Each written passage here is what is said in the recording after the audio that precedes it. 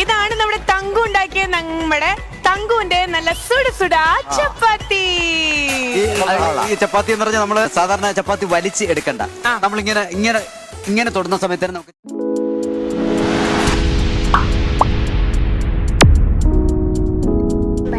Hi friends, എല്ലാവർക്കും കുഞ്ഞാപ്പൂ വ്ലോഗിലേക്ക് സ്വാഗതം. അപ്പോൾ ആദ്യമായിട്ട് ഞങ്ങളുടെ വീഡിയോ കാണുന്നവരുണ്ടെങ്കിൽ ചാനൽ സബ്സ്ക്രൈബ് ചെയ്യുക, അതേപോലെ അടുത്തുള്ള ബെല്ലൈക്കൺ എനേബിൾ ചെയ്തിടുക. അപ്പോൾ ഇന്ന് നമ്മൾ ഉണ്ടാക്കാൻ പോകുന്നത് സ്റ്റാർ മാജിക്കിലെ തങ്കു പറഞ്ഞ റെസിപ്പിയായ ഒരു ചപ്പാത്തിയാണ്. അപ്പോൾ നമുക്ക് വീഡിയോയിലേക്ക് കിടക്കാം. ആദ്യം ഒരു ബൗളിലേക്ക് 2 കപ്പ് ആട്ടപ്പൊടി ഇട്ട് കൊടുക്കാം.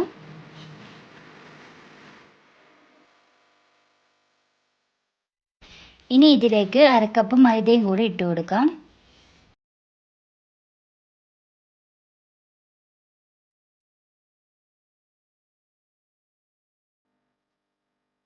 ഇനി ഇതിലേക്ക് ഒരു മുട്ട പൊട്ടിച്ച് വയ്ക്കാം. ഇനി ആവശ്യത്തിന് ഉപ്പിട്ട് കൊടുക്കാം.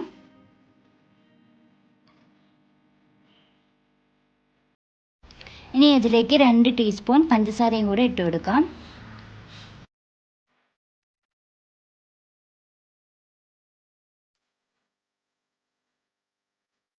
ഇനി 2 ചെറുപഴം നന്നായിട്ട് മിക്സിയിൽ അടിച്ചതിന് ശേഷം ഇതിലേക്ക് ചേർത്ത് കൊടുക്കാം.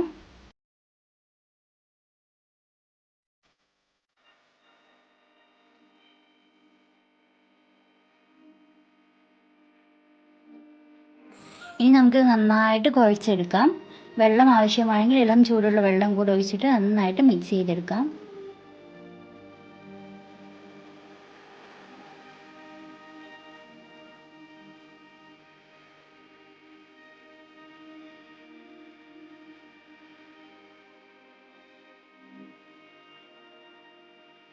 ഇനി ഇതിലേക്ക് കുറച്ച് ഓയിൽ കൂടെ ചേർത്തിട്ട് നന്നായിട്ട് കുഴച്ചെടുക്കാം.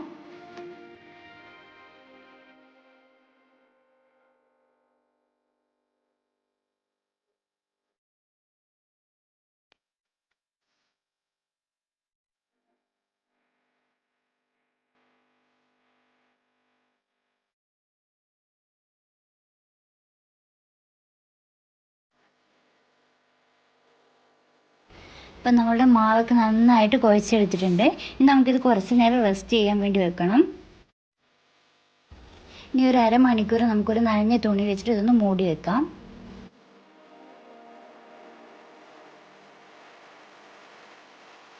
ഇപ്പം നമ്മുടെ മാവൊക്കെ ഒന്നും കൂടെ നന്നായിട്ട് സോഫ്റ്റ് ആയിട്ടുണ്ട്. ഇനി നമുക്കിത് ഓരോ ഉരുളകളാക്കി എടുക്കാം.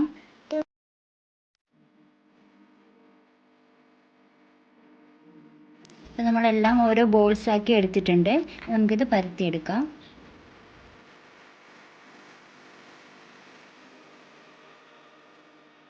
ഇപ്പം എല്ലാം നന്നായിട്ട് നല്ല നൈസായി പരത്തിയെടുക്കാം. ഇനി ഒരു പാൻ അടുപ്പത്ത് വെച്ച് നമുക്കിത് ചുട്ടെടുക്കാം.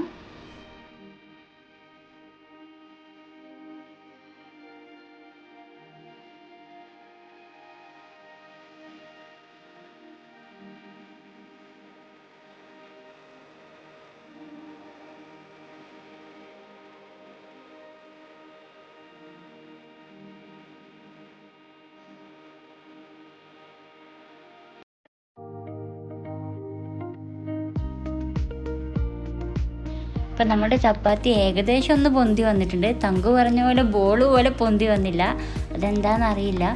എന്തായാലും തിന്നാൻ നല്ല അടിപൊളി ടേസ്റ്റ് ആയിരുന്നു. സാധാ ചപ്പാത്തിയെക്കാട്ടും നല്ലൊരു ടേസ്റ്റ് ഉണ്ടായിരുന്നു.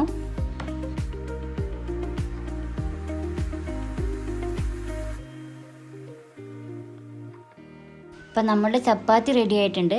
ഒന്ന് പൊന്തി വന്നില്ല എന്നേ ഉള്ളൂ, ബാക്കി നല്ല സോഫ്റ്റാണ്, നല്ല ടേസ്റ്റാണ്. സാധാ ചപ്പാത്തിയെക്കാട്ടും അടിപൊളി ടേസ്റ്റാണ്. അപ്പോൾ എല്ലാവരും ട്രൈ ചെയ്ത് നോക്കണം.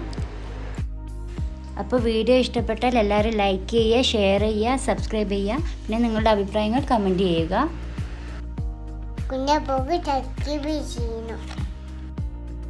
നേരത്തെ പറഞ്ഞ സാധനങ്ങൾ ചെയ്യണമെന്നുണ്ടെങ്കിൽ അതൊക്കെ നല്ല വെജിറ്റബിൾ കറി, വെജിറ്റബിൾ സ്റ്റൂ അങ്ങനെ കഴിക്കുന്ന സമയത്ത് ഭയങ്കര ടേസ്റ്റ് ആയിരിക്കും, നല്ല അടിപൊളിയായിരിക്കും.